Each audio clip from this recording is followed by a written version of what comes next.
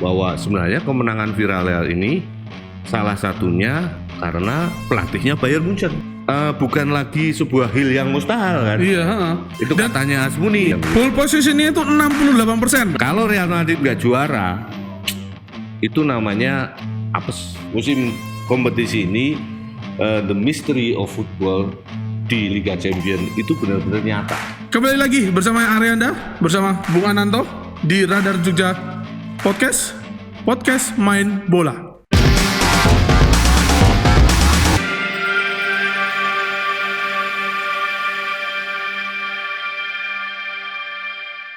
Oke. Nah, hari ini kita berjumpa lagi di Radar Jogja di podcast Main Bola seperti biasa, tapi tidak biasa karena tempatnya beda. Ya, agak sedikit menarik. Ini di mana yang?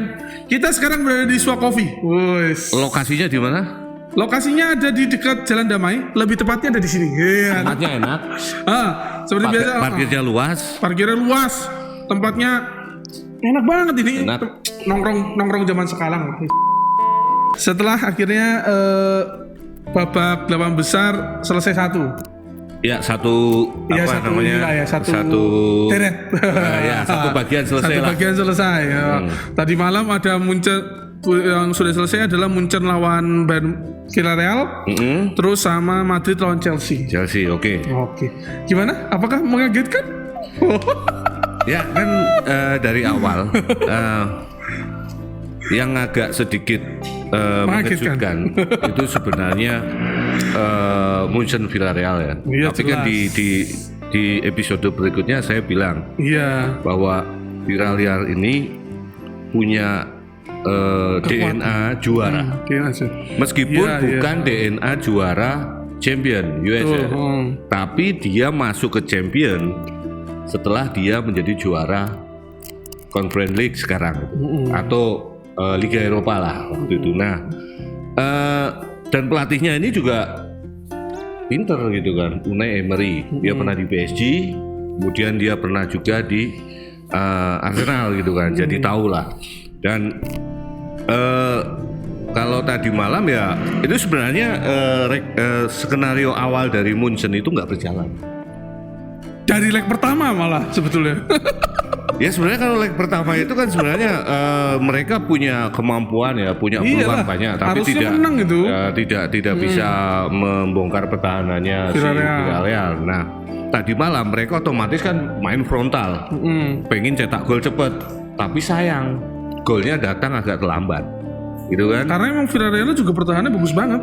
Dan setelah gol terjadi sebenarnya Villarreal ini juga nggak keluar menyerang gitu kan, masih dia bertahan aja. Mereka berharap nanti mungkin ada adu penalti atau apa, tapi kemudian ada lucky blow lagi itu, ya kan? Pemain pengganti masuk, saya lupa namanya itu siapa. Kemudian cuma dia 4 menit langsung gol, ya kan? Dia terima umpan dari sepak dari crossing di sisi kiri, kemudian dia muncul, dia nggak terkawal, selesai.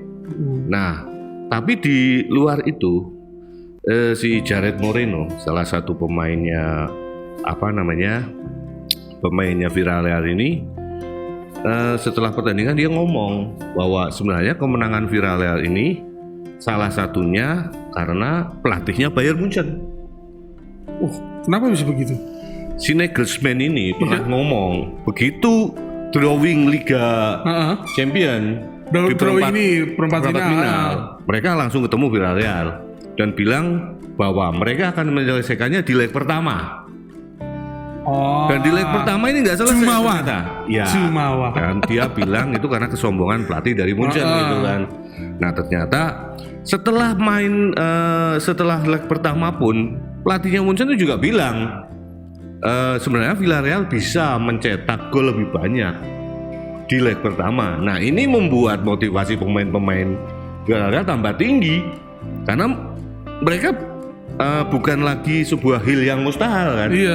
Itu katanya Asmuni bahwa itu ada sebuah keniscayaan kalau mereka main seperti di leg pertama mereka bisa cetak gol, dan ternyata meskipun tidak menang ya 1-1, skornya 1-1, tapi cukup untuk lolos. Dan cukup untuk mengubur Bukan mimpi. Harapan. Raksasa Jerman. Nah, itu loh ya. Ini untuk istilahnya untuk cukup nutup mulutnya kasarnya loh ya. Kasarnya nutup. Iya pelatihnya itulah. Pelatihnya gitu kan. Munchen. Menurut gue. Tapi dari beberapa pertandingan sebelumnya sih Munchen itu memang tidak terlalu impresif ya. Mereka cuma menang 1-0. Laga pertandingan terakhir sebelum di Champion mereka cuma menang 1-0 dari Augsburg ya. Augsburg. Dan ini kan juga tanda-tanda juga dengan kualitas dan gaya permainan Munchen yang sangat mendominasi. Mereka hanya bisa menang 1-0. Ini kan juga tanda tanya gitu kan. Apalagi mereka main di kandang sendiri. Udah lempem. Iya, dan kemungkinan besar akhirnya mereka tampil di leg kedua Liga Champions ini juga nggak maksimal. Ya sebenarnya peluangnya banyak ya. Itu ambil berapa persen? Lebih dari 65% kok mereka kuasai ball position. Ball positionnya itu 68%. Hari ini kita punya statistik seperti biasa. Sudah saya printkan supaya para netizen tidak marah-marah. Ada dilihat statistiknya ya. Ini statistik berdasarkan sofascore.com. Sofascore.com ini dia emang dari statistiknya dari Liga Champions sendiri. Munchen itu 68% ball positionnya. Terus total shootnya 23.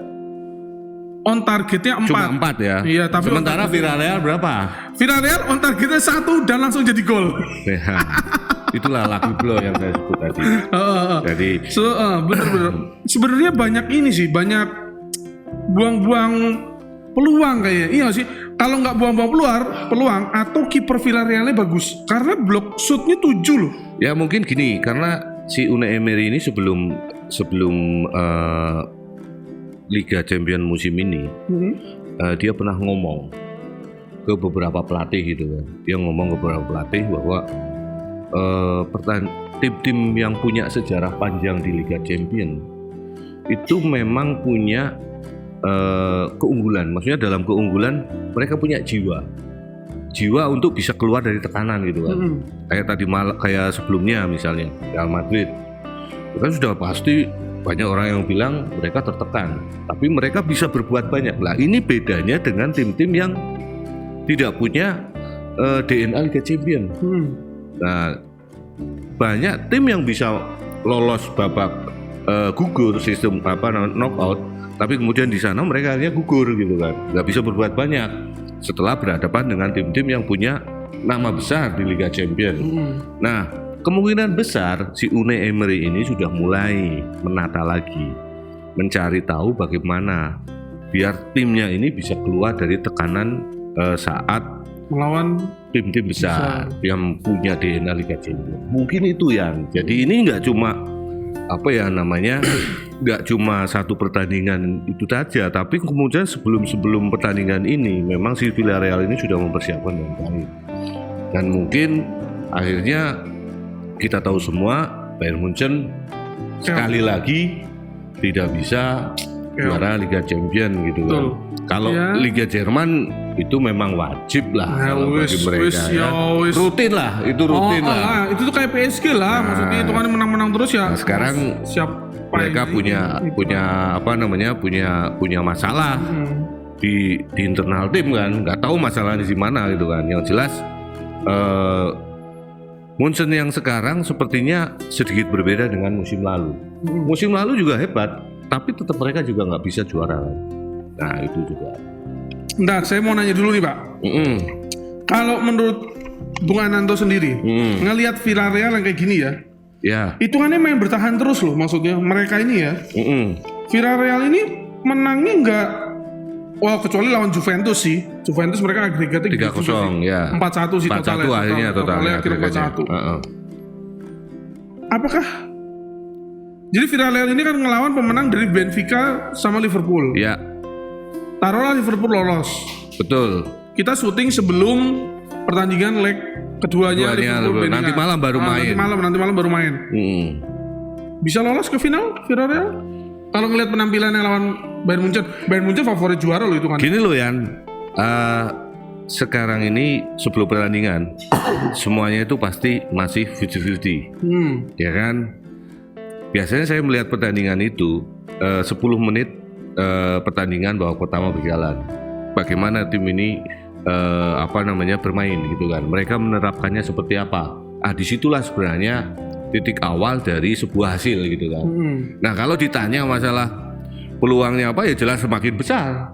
Villarreal semakin besar dengan mereka mengalahkan Bayern Munchen. Mereka sudah pernah mengalahkan juara Liga Champions. Mereka sebelumnya menyingkirkan Juve. Ya kan, Juve juga pernah jadi juara Liga Champions. Sementara Villarreal ini kan salah satu tim yang juga punya trofi terbanyak Liga Eropa. Nah, ini juga mereka coba akan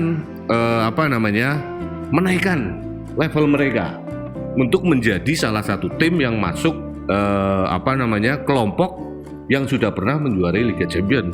Pasti ya semuanya itu mungkin dan segala sesuatunya itu pasti ada yang pertama. Mungkin saja Villarreal ini menjadi yang pertama. Betul. Kan mungkin saja kan? Bisa aja. Bisa jadi. Dan kalau melihat permainannya seperti apa, kemudian mentalnya seperti apa, mereka sudah pernah juara gitu kan, meskipun levelnya lebih bawah.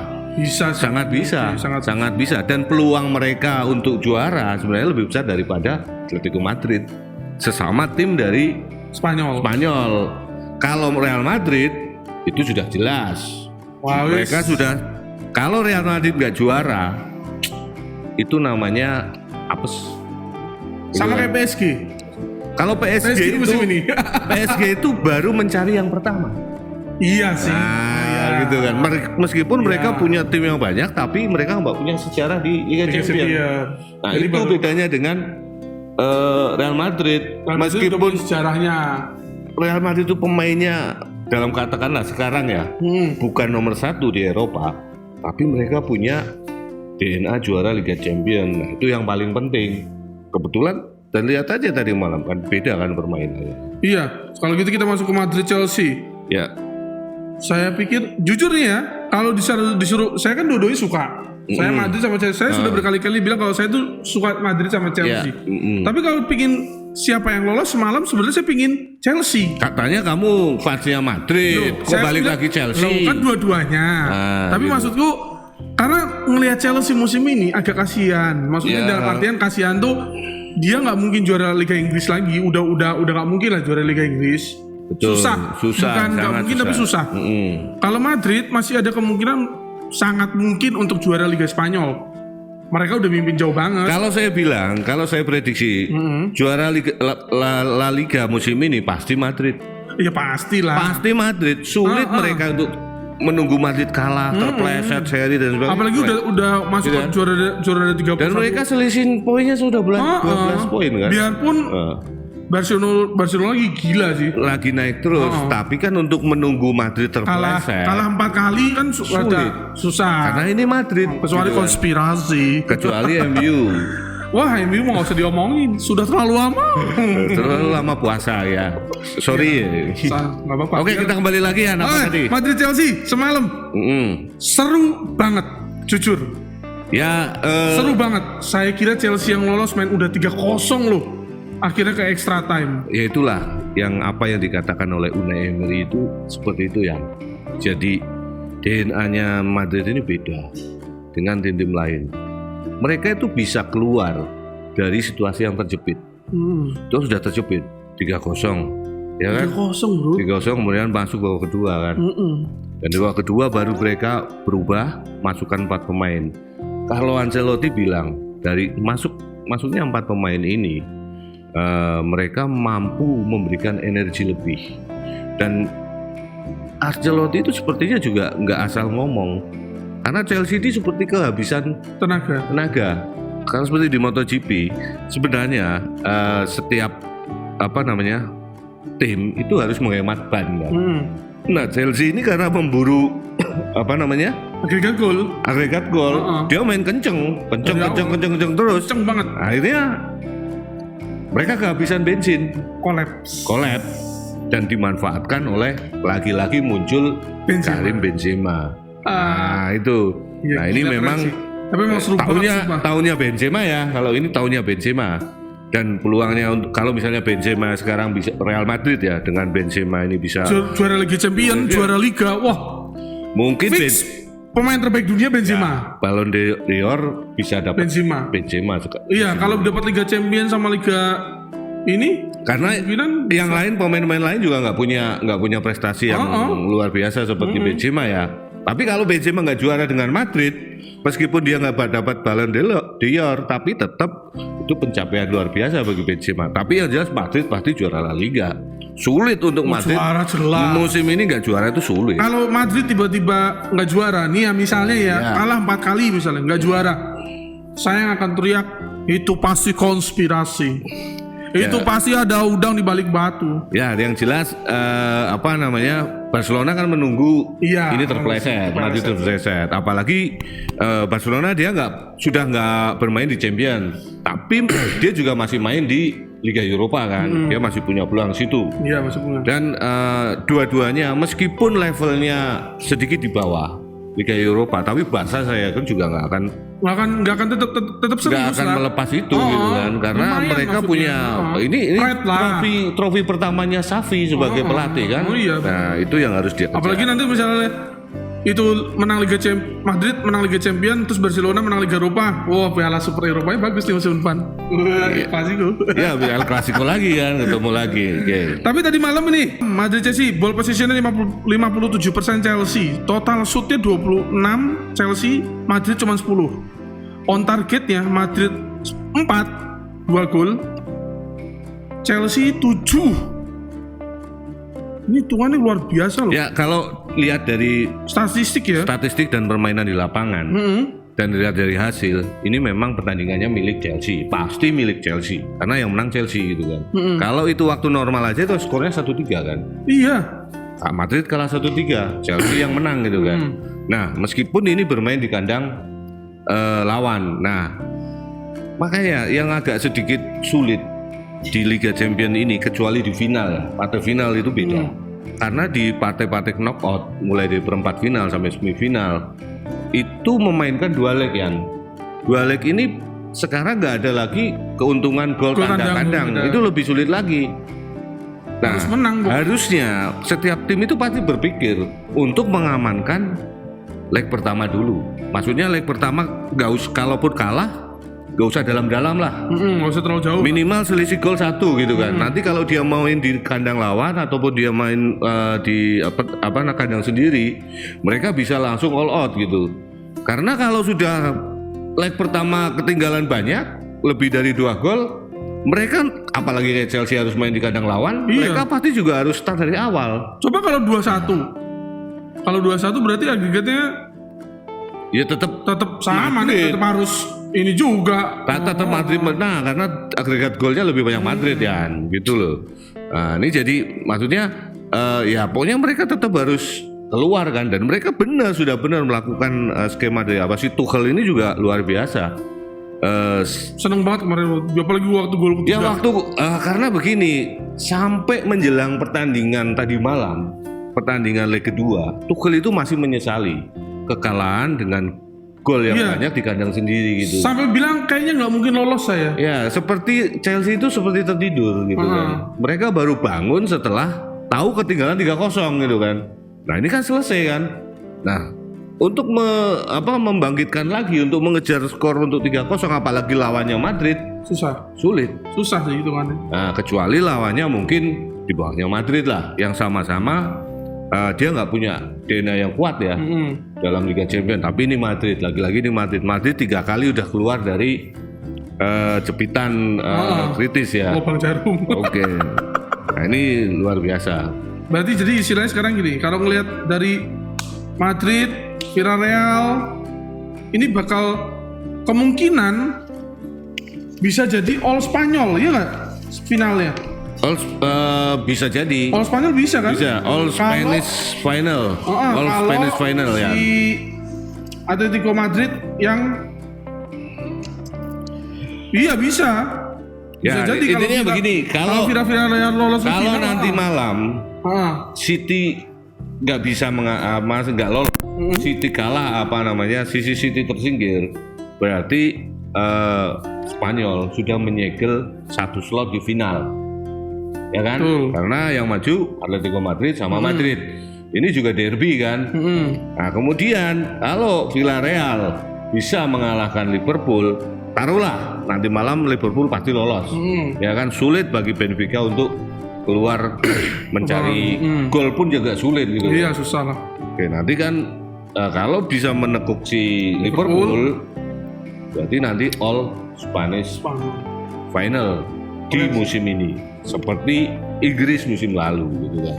Ini berarti Liga Spanyol lebih bagus dibanding Liga Inggris untuk musim ini gitu. Intinya begitu ya. Kalau sudah sampai babak 8 besar ini kira-kira dibandingin musim lalu cukup seruan mana menurut Bang Ananto? Dibanding kalau musim lalu itu kan musim yang sangat membingungkan ya. Musimnya ini musim membingungkan karena COVID masih tinggi. Penonton juga belum ke stadion. Lebih seru musim ini. Iya. Dan musim kemarin kan nggak dua leg. Mereka main di satu putaran itu. Nah, sekarang ini main seperti normal. Cuma dihapus gol kandangnya. Karena ini untuk menghindari apa? Kalau nanti COVID-nya tinggi, tim ini nggak bisa main di kandang, harus pindah ke kandang ke tempat lain. Ini kan juga bermasalah juga kan? Aturan kandang golnya ini. Itu, tapi yang jelas, alhamdulillah COVID sudah turun lagi. Dan ini juga musim ini juga sangat seru ya dibanding musim sebelumnya. Banyak kejutan. Banyak tim-tim yang di luar prediksi ternyata naik. Nggak cuma kita yang prediksi. Salah. Banyak pandit-pandit lainnya yang lebih profesional. Saya ingin nyebut nggak usah itu merek orang. Tapi ini gimana? Ribet di Twitter ya? Ya nggak apa-apa. Seru itu. Ya namanya seperti kita kan sudah sepakat.